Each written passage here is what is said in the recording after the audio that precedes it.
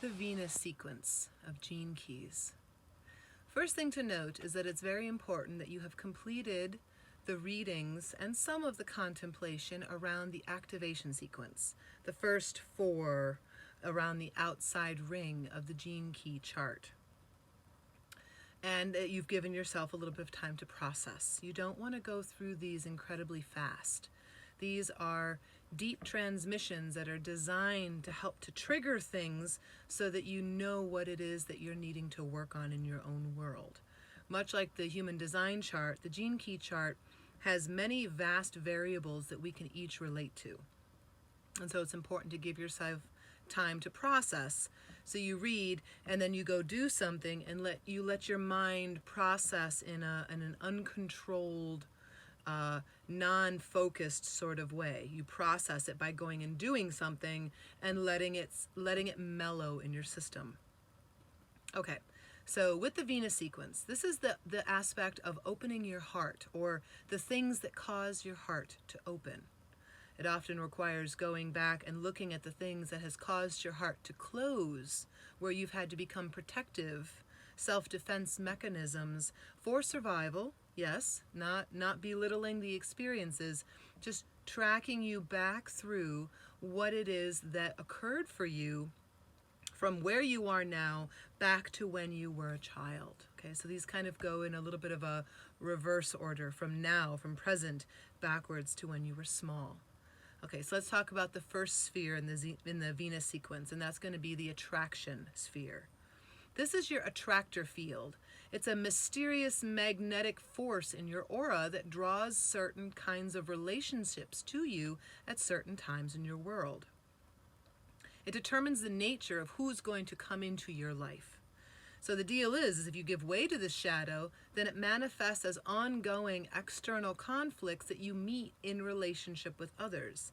So if you track back through the different kinds of relationships you've had, and you see different consistencies that show up in those relationships, those might have something to do with your field of attraction.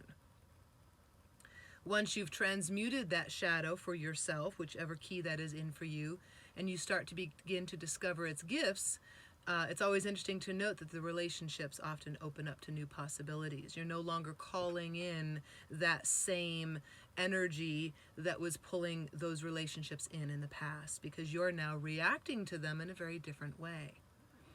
At the highest level, that attraction fear, that attractor field, also helps to unlock the secrets of the Tantra.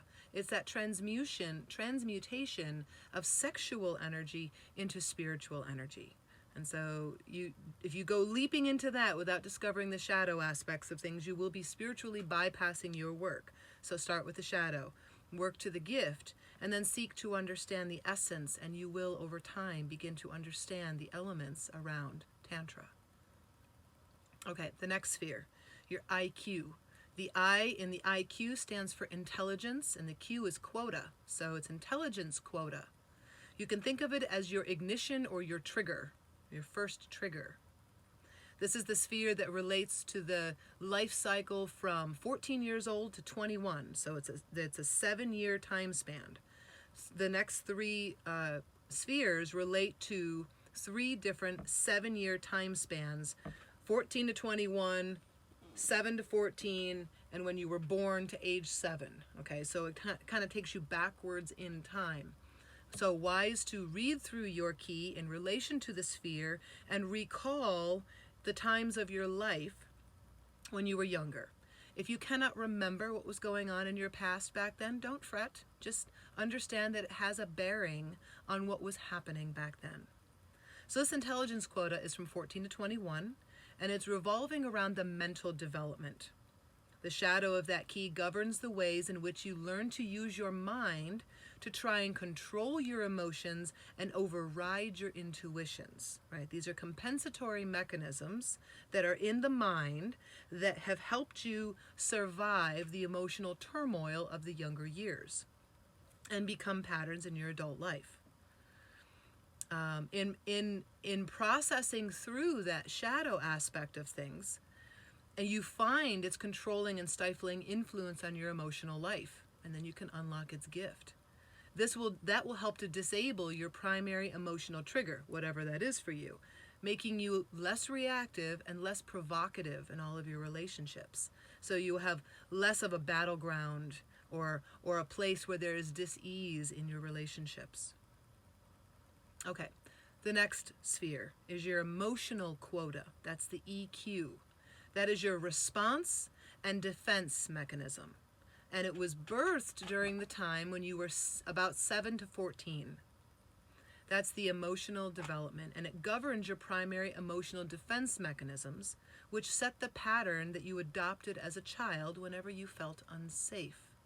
So when you dig into this emotional quota, really pay attention to the things that the delving into the shadows and the gifts bring up for you. However that brings things up for you is where your entry point into your personal work on the emotional level is. It's also connected to the release of your inner child. And so when you begin to work with that, you can often experience a surge in playfulness and freedom in your life because you've gone back to and released the trigger that your inner child had to learn when it felt unsafe. Now you go back and you tell your inner child, you are safe. We can unlearn these unhealthy mechanisms and therefore release its freedom and play. All right, the next sphere is the spiritual quota. That's the SQ. Now, spiritual quota in this sense is actually talking about the physical. So a spiritual experience for a human takes place through their physical body, right? When we smudge and pray and all these things, we're doing so from the body, right? So this is the physical body aspect, and this relates to the life cycle from when you were born to about 7 years of age. It's the physical development. And it governs the primary physiological rhythms and structural patterns that are the basis of your identity. So who you are, who you think you are. The shadow of this gene key is an unconscious pattern that undermines your self-esteem. And so if you're looking to find where you have issues with worth, with enoughness, with being of value in the world, dig deep into this sphere. Working through this shadow and opening up to its gift helps to ensure your relationships can become more deeply fulfilling and transparent because we're no longer hiding, right? All right, so the last sphere in this Venus sequence is the core or the vocation. So the vocation, well, first off, this relates to the 9-month gestation period when your body was establishing its life patterns. Physiologically, emotionally, and mentally, these were imprinted from your mother while you were inside of her. Okay, so that's the unconscious aspect of things that were imprinted into your body, and this is the final layer of the deepest potential, because deeply woven into your DNA is also an ancient wound that you paradoxically experience with all of humanity, right?